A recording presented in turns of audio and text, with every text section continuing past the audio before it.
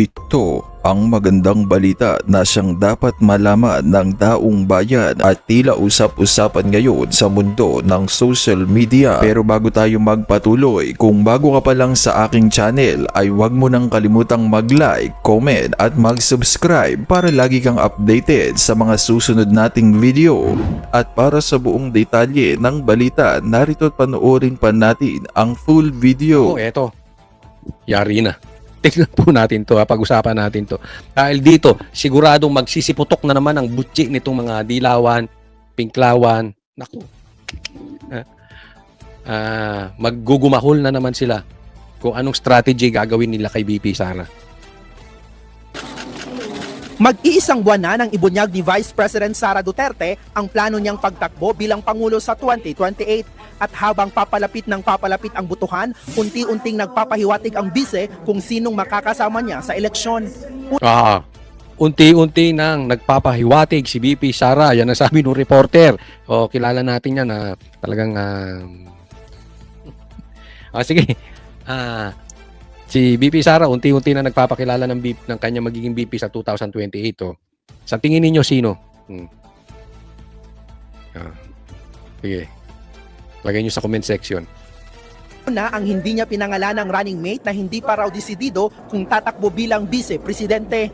Antayin na lang natin yung desisyon niya. Huwag na lang natin siya guluhin. Baka atakihin siya. At ngayon, ang apat na personalidad na lumapit na rin daw kay VP Sara. Yan ay para naman mapabilang umano sa kanyang senatorial slate. Usap-usapang isa dyan si dating COMELEC Commissioner Rowena Guanzon. Pero nang matanong yan sa vice, Allergic ako sa mga politiko ngayon. So, i-consider lang nila ako. sinabi niya lahat yan sa isang pop-up exhibit sa Davao City nitong Sabado, kung saan kasama rin ni VP Sara ang kanya umanong mentor at dating Pangulong Gloria Macapagal Arroyo. Nako! Ayan na po. Lalo manggagalaiti. Sasabihin na naman nila, di ba? Alam mo, si Defensor na may kinalaman dito sa 18 ex-Marines. At alam naman natin na si Defensor ay bata ni Gloria Macapagal Arroyo. So, kaya pinalabas itong 18 Marines. Ngayon, kasama si GMA. Ako. Bukas, yung mga dilawang political analyst daw. No, wala namang na-analyze kung hindi siraan lang ang Duterte. Hindi po political analyst yung mga dilawan, ha? Yung mga hindi nyo nagtututbrush na mga political analyst. Ano po yan? Propagandist. Sigurado, manggagalaiti na naman dito kay Gloria. Sigurado yung vlogger na walang alam, kung hindi interview lang, maggagalaiti na naman kung sino-sinong mga politiko. Si Boying, sasabihin, kita nyo? O si Umbu, sige, mang-asar ka pa, Sara. Bakit? Nang-aasar si Sara? Alam niya hindi siya nabigyan ng malita. Alam niya malinis siya. Di ba? At alam niya, yung mga dumidikit sa kanya, kailangan wala ding bahid. Giit ni Arroyo, hindi raw dapat pinepersonal ang impeachment tulad na lang ng kinaharap ngayon ni VP Sara. I myself went through impeachment proceedings 4 times. Such mechanisms should neither be personal nor political theater. It is important that those in charge conduct the proceedings with sobriety, fairness, and fidelity to the law. Speaker Bodidi has said that the hearings on the impeachment complaints will be tackled fairly. The eyes of the Filipino nation are upon us in Congress. Ayan, so malaki pong issue na humihina na po itong impeachment ni BP Sara sa Kamara. Kaya nga naman napansin nyo, last year, talagang naggugumahol sila na mapa-impeach si BP Sara. Kaya lang, hindi nga tinanggap ng Senado at hindi tinanggap ng Korte Suprema. Alam nyo kung bakit? Dahil alam nila kung uulitin after a year, after the 1-year bar rule, kasi after 1 year pwede mag-impeach ulit . After 1 year, pahina sila ng pahina. Bakit? Palapit ng palapit sa 2028. And it's public knowledge. Alam po ito buong Pilipinas, malakas si BP Sara. So, without yung perang binibigay ni Tambaloslos Ngayon nahuli sila sa ghost projects, nahuli yung kanilang mga kickback, wala nang bigay, tapos syempre pumuposisyon yung mga taong mga politiko kumakampi kay BP Sara. Lalong humihina yung impeachment. Kaya pinilit nila dati. Tingnan nyo si Puno. Iba na tono ngayon. Sinasabi, mahina itong impeachment na isinampa kay BP Sara. Parang tila pumapanig si Puno. Dahil dapat hindi pa iba-iba o hindi nagdadagdag ng mga issue sa impeachment. Sabi niya, dapat may ebidensyang lehitimo. Diba? Alam naman natin si Puno sa kabila yan. Puno just represents NUP. Kaya dito pala makikita nyo, humihina na yung kapit ni Tambaluslos sa Congress. Si Gloria pa. Dati, tahimik. Ngayon, nagsalita na. Ito, alam natin si Gloria sa panig ni Sara. Pero, tahimik. Ngayon, nagsalita na. Diba? Pag tiningnan po natin yung kabuuan na yan, parang malabo nang ma-impeach si BP Sara. Diba? Nako. Tapos, nabulgar pa. Diba? Binulgar pa itong 18 Marines na kada hearing sa Congress may bigayan. Nabigyan to sila de Lima, nabigyan sila Trillanes. So, yung iba dyan, medyo takot na rin. Diba? Kada pirma daw dyan sa impeachment, may bigay. Sinabi ni Chanco, pinatunayan ni Saldico, pinatunayan itong 18 Marines. Oh. Bawat hearing, may bigay. Nabubuking sila. So, talagang pahina na ng pahina. This is just a matter of time. Huwag po nating tigilan. Ha? Sa isang event naman sa Digos City ngayong araw, may bagong birada ang bise laban sa ilang kongresista. Yung mga ilan sa mga members of the House of Representatives ay inaabuso yung kanilang posisyon at kapangyarihan, at more than that ay lumalabas na para silang mga law benders. Nagbabalita Ayan, next, ito tingnan po natin. Ito po, ituloy natin ang diskusyon patungkol dito sa impeachment. Sumagot na po si BP Sara.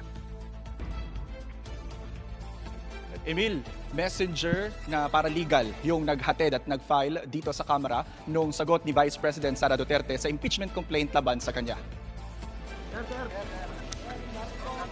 Sa araw mismo ng deadline, isinumite sa House Committee on Justice ang sagot ni Vice President Sara Duterte sa impeachment complaint laban sa kanya. Ayon sa kanyang abogado, hindi nagbigay si Atty. Michael Powa ng kopya ng sagot ng bise, pero sabi niya, kinwestiyon nila doon ang constitutionality ng proceeding ng komite. We raised due process issues because of what we feel sa aming pananaw ay hindi naging uniform yung standards ng pag-determine ng sufficiency in form and substance, no, doon sa naging impeachment complaints laban sa ating Pangulo at impeachment complaints laban sa ating kalawang Pangulo. Ayan, okay.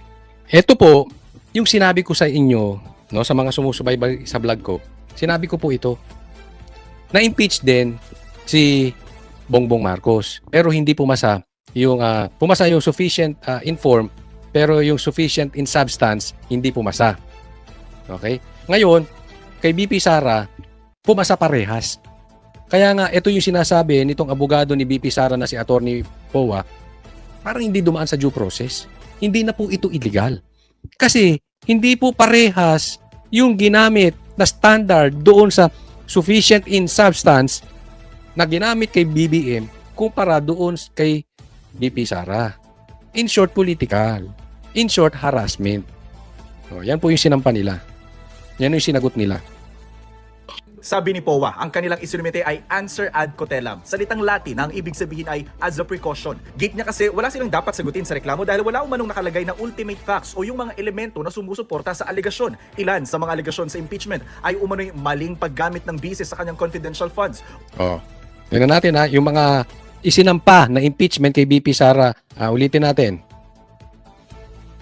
Maling paggamit ng bise sa kanyang confidential Maling paggamit sa confidential funds. umano'y di mapaliwanag na yaman at pagbabanta sa buhay ng Pangulo. Okay. I-discuss po natin isa-isa yan. Una, yung hindi paggamit sa tama sa confidential funds. Alam niyo po, confidential nga yun. Diba? Lagi nating sinasabi. Sa katunayan, yung Mary Grace Payatos na yan, etc., etc., tama lang yan. Kasi hindi ka dapat maglagay ng pangalan dun. Halimbawa, ginamit ni BP Sara yung confidential funds niya sa akin dahil ako ang nagtuturo doon sa mga rebelde, mga pumapatay na NPA. Alisin natin, pangit ng mukha niya dyan. Yan. Di ba? Tapos ilalagay mo pangalan doon. Pwede ko pa idemanda si Sara. Kasi bawal yun. Kaya nga confidential funds eh. Paano ka kukuha ng intel o ng asset mo kung ilalagay mo pangalan doon? Si Bongbong Marcos meron ding confidential funds. May nilalagay ba siyang pangalan doon? Isipin mo, pag naglagay ka ng pangalan doon, lumalabag ka sa batas. Nilalagay mo sa alanganin yung intel mo. Unless binulsa ni Bongbong Marcos. Pero kung issue nila confidential funds, tapos Mary Grace Piatos, tama lang yun. Diba? Alam na ilagay niya doon, Oliver Cristobal. Kunwari ako yun, ha? O, ilalagay niya dyan na clover chips. O, gano'n. Pwedeng gano'n, di ba? Papasosyalin natin, Fridays. Diba? Nagigets nyo po. O, yung maling paggamit ng yaman. Excuse me po. Squatter nga to si Sara kung ikukumpara nyo sa mga politiko natin. Huwag nga tayong maglokohan. Ikumpara ninyo yung yaman ng Duterte sa mga politiko, magmumukha silang squatter. Kayo nga, ang lalaki, may bahay ba sa Forbes ang si Sara? Si Basti ba may bahay sa Forbes? Kayo nga, ilan-ilan ang bahay sa Forbes. Di ba? Paano maling paggamit ng yaman? Pangatlo, yan po, dinidiscuss po natin yung tatlong sinampang complaint dyan sa impeachment. Pangatlo, grave threat. Ito po, lilinawin ko sa inyo. Conditional po yung threat na yon. Diba? Ano sabi niya? Pag pinatay ako, patayin mo yung tatlong yan. Si Bongbong Marcos, si Lisa, at si Tambaluslos. So, ibig sabihin, pag sinampan nyo yung impeachment nyo kay BP Sara na may threat siya ron, ibig sabihin, inaamin nyo na talagang pinapapatay ni Bongbong Marcos, ni Lisa, at ni Tambaluslos si Sara. Kasi hindi niya naman sabing patayin nyo yung mga yan. Pag pinatay ako, patayin mo yung mga yan. Para sinabi, pag hindi na sumikat ang araw, bukas, patayin nyo si Bongbong. Anong ibig sabihin nun? Huwag nyong gagalawin si Bongbong. Kasi siguradong sisikat ang araw bukas. Ano ba, dilima? Bobo ka ba? Kayong mga nagsampa ng impeachment niyan, abante, bobo ka talaga? Hindi nyo maintindihan yung conditional threat na yan? Simple-simple. Kahit ipaliwanag mo yan sa anak mong grade 2, maiintindihan yan eh.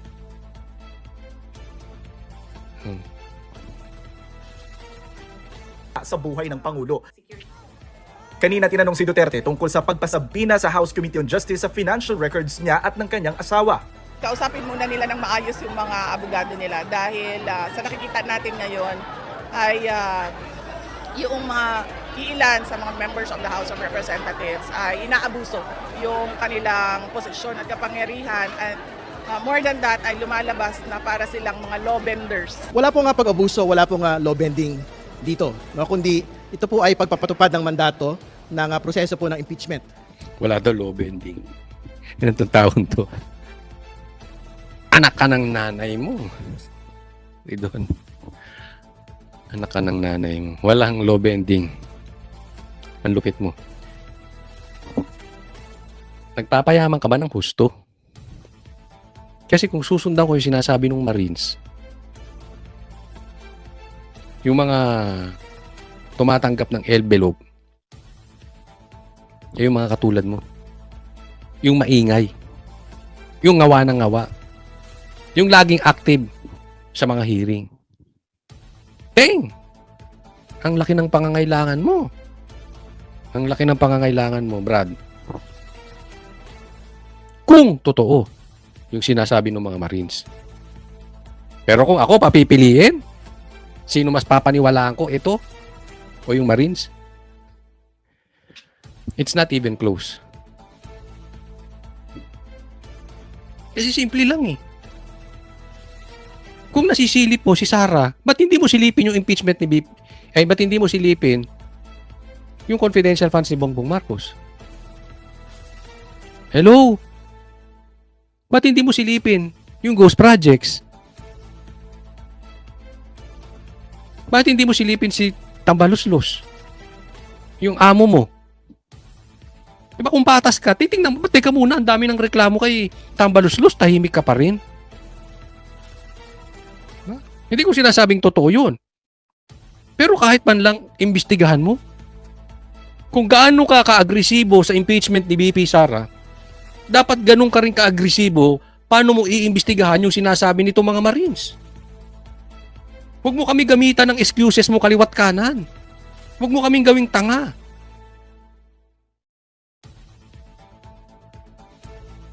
Ginagawa mong tanga taong bayan tapos ikaw nagpapayaman. Di umano. Dahil imposible na tahimik ka kay Tambaluslos, wala kang tatanggapin. It's not logical, it's not even possible. Ito yung opinion ko lang, ha? Nakalimutan lang kitang tanongin eh. Kung magkalala, tatanungin kita kung nakatanggap ka ng malita. Tigil-tigilan mo yung kagaganyan mo. Wala kang nakikita kundi si Sara? So malinis si Martin Romualdez? Tatanungin kita. Laban sa pangalawang Pangulo. Nahan pong ipaliwanag ng pangalawang Pangulo, ito pong tinatawag nating 50 million wealth gap sa kanya pong pag-aari. No? And syempre, pagka hindi po ito... Anong pag-aari? 50 million gap. Yung iba nga, bilyon ng pera. Ilang bahay nga daw ang nabili sa Forbes? Si Bongbong Marcos pa nagsabi. Jet plane pa. Tapos kung questionin mo yung 50 million ni BP Sara, bobo ka ba? Hindi, nagtatanong lang, bobo ka bang talaga? 50 million lang? Magkano ang bahay sa Forbes? Tapos tahimik ka. Ilang bahay ang meron sila doon? Sige nga, bumili ka ng bahay na 50 million. Sa Forbes. Na ipaliwanag mula doon po sa kanya pong mga negosyo, profesyon at iba pang mga pinagkakakitaan, meron pong prima facie finding na ito po ay unexplained wealth. Ang linis mo. Ibil ngayong nagbigay na ng sagot. Next po, tingnan natin. Ito dapat ang gawin ni Bongbong Marcos. Kasi nalilihis siya, yung speech niya ang haba-haba. Pero hindi yun ang kailangan ng taong bayan. Mamaya, pagbulan pa ng korupsyon yun. Pero ito ang dapat. Fixed tax na ipinapataw sa bawat litro ng fuel. Bukod pa rito ang 12% VAT na ipinapataw sa fuel at karamihan ng produkto at serbisyo. Ibig sabihin, sa bawat litro ng gasolina o diesel na binibili ng motorista, may malaking bahagi na napupunta sa gobyerno bilang buwis. Halimbawa, kung ang prevailing price ng gasolina ay 62 pesos and 55 centavos kada litro, ibig sabihin, 10 piso ang bawas kada litro kung excise tax lamang ang aalisin. 6 hanggang 7 piso ang bawas kung VAT lang at mahigit 16 pesos kada litro kung parehong excise tax at VAT ang mawawala. Isipin mo, okay, ganito. 16 pesos ang mawawala kung tatanggalin yung excise tax at saka yung VAT. So sa madaling salita, mayroong magagawa si Bongbong Marcos. Kahit pa pumalo ng 76 pesos yung gasolina, parang hindi siya tumaas. Bakit? 60 pesos pa rin eh. Nauunawaan. Malaki pong tulong yun sa bayan natin. Pag hindi tumaas ang gasolina, hindi tataas ang presyo ng mga bilihin. Diba? Yan ang dapat gawin ni Bongbong Marcos. Kayo ang magsakripisyo. Tanggalin nyo yung excise tax, tanggalin nyo yung VAT. Ang problema, ang tagal nyong gawin. Hihinto na ang mga kababayan natin sa pagpapamasada. Ayaw na nilang mamasada. Ang tagal eh. Ang taas na ng presyo. Hanggang ngayon yung pangako nyo, hindi nyo pa rin ginagawa. Kung ang diesel ay nasa 80 pesos and 70 centavos kada litro, maaaring bumaba ito sa 74.70 kung aalisin ang excise tax. Kung parehong VAT at excise tax naman ang sususpendihin, maaari itong bumaba sa 66 pesos lamang kada litro o halos 15 pesos na bawas kada litro. Pag diesel naman, 15 pesos ang mawawala. Eh di ang laking tulong yun. Sa mga jeep, sa bus, o sa gasolina naman, tricycle. Gaano naman kalaki ang matitipid ng mga motorista? Para sa mga pribadong sasakyan na gumagamit ng nasa 40 liters kada linggo. Nasa 400 pesos ang matitipid kung aalisin ng excise tax. 268 pesos kung VAT at 668 pesos naman kung VAT at excise tax ang aalisin. Kaya ito si ano? Itong si Recto, ang laking pahirap na ginawa sa Pilipinas. Yang VAT na yan. Ewan ko kung paano mo naaatim. Yang naaatim ng konsensya mo yung sobrang kasamaan, sa sobrang kadiliman nung ginawa mo sa taong bayan. Uusigin ka ng konsensya mo yan. Para naman sa isang PUV driver na gumagamit ng nasa 150 liters ng diesel kada linggo, nasa 900 pesos ang mawawala kung excise tax lamang ang aalisin. Mahigit 1,200 naman ang mababawas kung mawawala ang VAT. At kung parehong tax ang aalisin, nasa halos 2,200 pesos ang matitipid ng mga tsuper. Per week yan, 2,000 ang matitipid ng tsuper per week. Aalisin lang ang tax. Ng excise tax tsaka ng VAT. So sa madaling salita, kung ikaw ay tsuper, on the average, pwedeng tumaas, pwedeng bumaba, 8,000 ang matitipid mo kada isang buwan. Alam natin yung 8,000. Halos sahod na nila yun. Pagkain na ng pamilya yun. Na kung tutuusin, ang matitipid nila sa isang buwan ay mas malaki pa sa 5,000 pesos na fuel subsidy na ibibigay sa kanila ng pamahalaan. Kung gagawin ito, hindi lang mga operator at driver ng mga pampublikong sasakyan ang makikinabang. Ang diesel ang pangunahing ginagamit ng trucks, delivery vehicles, ferries at fishing boats. Kapag bumaba ang presyo ng diesel kada litro, maaaring bumaba ang transport at logistics costs. Sakto, di ba? Ang sinasabi kasi ni Bongbong Marcos, bibigyan lang ng subsidies itong tricycle driver, etc. etc. Hindi. Bawasan mo yung tax. Ang daming makikinabang. Hindi ko naman po minamasama, no? Halimbawa, bibigyan lang ng pera ang jeepney drivers. Subsidies yung mga jeepney drivers. O sinasabi niya, bibigyan yung mga tricycle drivers ng pera. Una, pagmumulan pa yan ng korupsyon. Pangalawa, yung pera na yan, baka magamit lang yan kung saan. Hindi natin nilalahat, pero syempre, pag nakatanggap ng pera yung mga yan, baka mamaya ipang-inom lang. Ipang sigarilyo. Diba? Kung hindi tataas ang presyo ng diesel, o gasolina, o parehas, ang daming makikinabang. Buong bansa eh. Lalo na, pag hindi tumaas ang presyo ng diesel, hindi tataas ang bilihin kasi yan ang deliveries eh. Eh kung jeep lang ang aalisan mo, bibigyan mo lang sila ng panggasto, subsidies, o may discount sila pag sila nagpagas, ganun din, tataas ang presyo. Bakit? Yung deliveries eh. Diba? Mas malaki rin ang posibilidad na bumagal ang pagtaas ng presyo ng pagkain at ibang bilihin. Pero syempre, may kapalit ito. Ayon sa Department of Finance, kung aalisin ng excise tax sa fuel mula May hanggang December 2026, maaaring mawala ng gobyerno ng nasa 136 billion pesos. Pero kung parehas naman natatanggalin yung VAT at yung excise tax, nasa 300 billion pesos ang posibleng mawalang revenue sa Yan, 300 billion ang mawawala kung aalisin hanggang December. Yung tax, yung excise tax, saka yung VAT. 300 billion lang. Eh, ito ngang mga 18 Marines, nag-deliver sila. 805 billion. Kung kani-kanino lang. Ghost projects lang yan. At kung ano-ano pa. 800 billion. Ito 300 billion lang. Papakinabangan ng buong Pilipinas, Luzon, Visayas, Mindanao.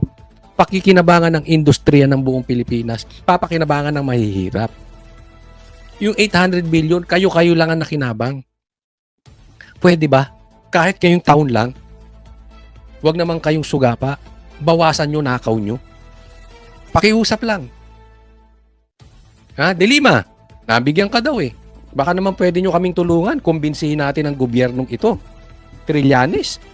Baka naman pwede natin kumbinsihin ang gobyernong ito. Ngayong taon lang, wag muna kayong magnakaw. Para makinabang ang bansang Pilipinas. Total, 300 billion lang yan. Kayang-kaya yan. Magsusurvive ang Pilipinas. 805 billion nga. Nag-survive ang Pilipinas. Napunta lang sa mga bulsa nyo.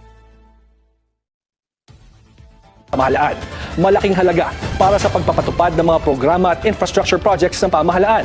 Kaya ang Malacanang nakatuon ng pansin sa pagbabawas lamang ng excise tax at hindi ng VAT. Pero sa gitna ng diskusyon sa nawawalang kita ng gobyerno, hindi maiiwasang mapag-usapan ang isyu ng korupsyon. Ayon sa pagtataya ni Deputy Ombudsman Cyril Ramos noong 2019, maaaring umabot sa 20% ng national budget ang mawawala o nawawala sa korupsyon. Yan ay sa bawat taon o katumbas ng nasa mahigit 700 billion pesos. Mas nanggi Isipin nyo, 700 billion nawawala, corruption lang. Tapos hindi nyo matanggal ang 300 billion pag-aalisin nyo excise tax saka VAT. Diba? Huwag kayong sugapa. Pero alam nyo, may good news din dito. Alam nyo kung ano? Si Bongbong Marcos, pag hindi niya nalusutan ito, lumala ang gera. Tandaan po natin, negatibo na po si Bongbong Marcos. Ang trust rating ni Bongbong Marcos, negatibo na. Pag hindi niya pa naayos ito, lalong lalagapak si Bongbong. Yung negatibo niyang trust rating, before the war pa yun. Pag hindi ginawa ni Bongbong Marcos tong excise tax, hindi niya tinanggal yung VAT, lalagapak na si Bongbong Marcos. Maniwala kayo. Baka maging blessing in disguise pa yan. Kaya naman anong masasabi mo sa balitang ito? Kung mayroon kang hinaing at komento ay mag-comment ka lamang sa ibaba ng videong ito. Maraming salamat.